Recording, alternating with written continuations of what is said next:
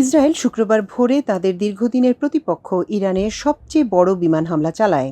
একের পর এক বিমান হামলায় প্রথমে ইরানের সামরিক নেতৃত্ব ও গোয়েন্দা কাঠামোতে আঘাত করে। হামলায় ইরানের শীর্ষ ৩ সামরিক কর্মকর্তা ও ৬ জন পরমাণু বিজ্ঞানী সহ অন্তত ৭৮ জন নিহত ও ৩২৯ জন আহত হন। এই হামলার জবাবে ইরান শনিবার ইসরায়েলের বিভিন্ন এলাকায় ক্ষেপণাস্ত্র ও ড্রোন হামলা চালায়। আন্তর্জাতিক সংবাদ মাধ্যম এএফপিতে প্রকাশিত খবর ও ছবি থেকে দেখা গেছে, ইরানি হামলায় ইসরায়েলের বিভিন্ন এলাকায় বিভিন্ন ধরনের অবকাঠামো ব্যাপক ক্ষতিগ্রস্ত হয়েছে। কেবল তাই নয়, বস্তুগত ক্ষতির পাশাপাশি বেশ কয়েকজন হতাহত হয়েছে বলেও খবর পাওয়া গেছে। মার্কিন সংবাদ মাধ্যম সিএনএনের খবরে বলা হয়েছে, ইসরায়েলের রাজধানী তেল আবিবের দক্ষিণে অবস্থিত রেশন লেজিয়নের একটি আবাসিক এলাকার কাছে ইরান প্রাণঘাতী ক্ষেপণাস্ত্র হামলা চালায়।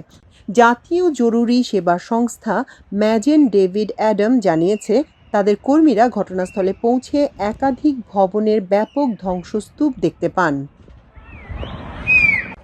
সিএনএনের যাচাই করা এক ভিডিওতে দেখা গেছে, ইরানের একটি ক্ষেপণাস্ত্র ইসরায়েলের পেন্টাগন বলে পরিচিত তেল আবিবের কিরিয়া এলাকায় আঘাত হানে। এই এলাকাতেই ইসরায়েলি প্রতিরক্ষা বাহিনী এবং প্রতিরক্ষা মন্ত্রণালয়ের প্রধান দপ্তর অবস্থিত। এক প্রত্যক্ষদর্শীর কাছে একটি ভবন থেকে ধারণ করা ভিডিওতে দেখা যায়, ইরানি একটি ক্ষেপণাস্ত্র ভূমিতে আঘাত হানে এবং একটি বিশাল বিস্ফোরণ ঘটে। বিস্ফোরণের পর আঘাতের জায়গা থেকে ঘন ধোঁয়ার কুণ্ডলী উঠতে দেখা যায়।